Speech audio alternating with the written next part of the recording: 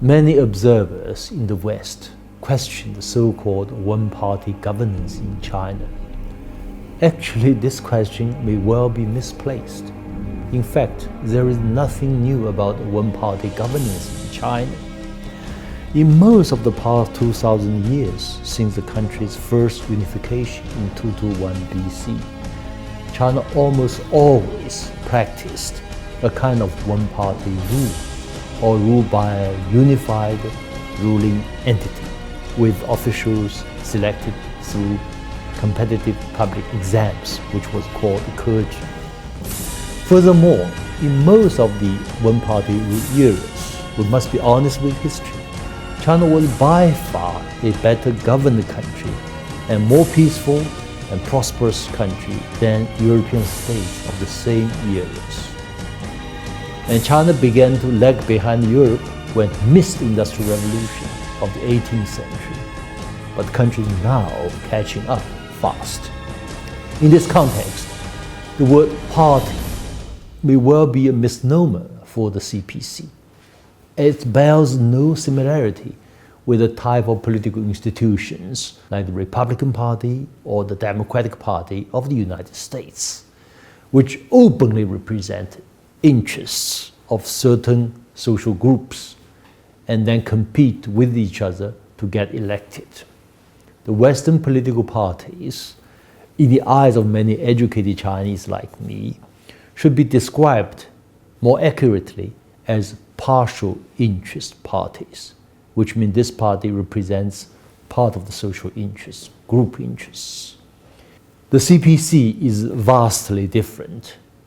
It has been trying in China's own political traditions to represent the interests of overwhelming majority of the Chinese people, or in China we talk about all under heaven. And most Chinese apparently accept this, thanks largely to the fact that most people, have found their living standards vastly improved over the past 4 decades.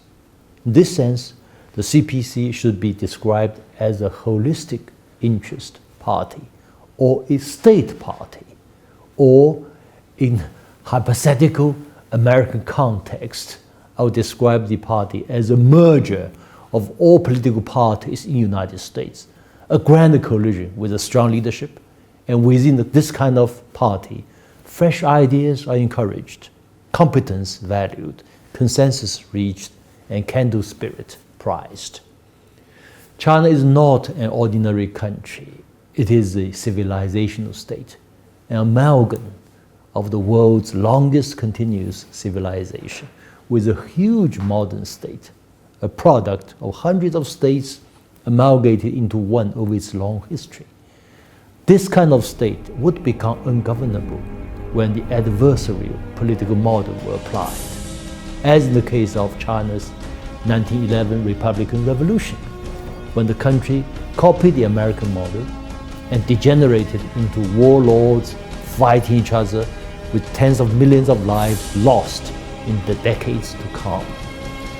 As a civilizational state, China's political governance is strongly influenced by its own long political tradition.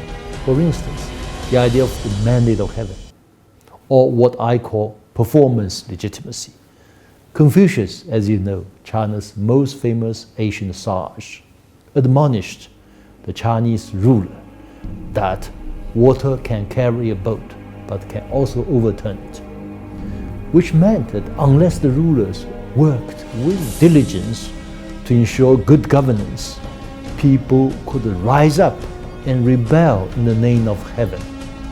This Chinese idea of social contract preceded the Jean-Jacques Rousseau's idea by over 2 millennia.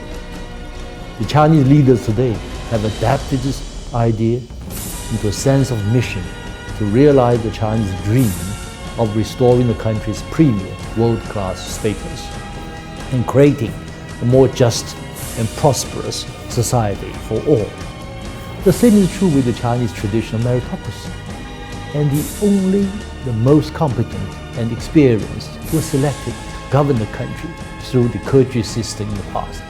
Today's system of selection plus election in many ways reconnects China's past with the present, reconnects the Chinese with the West. This reconnection, to a great extent, explains China's dramatic rise and great success today.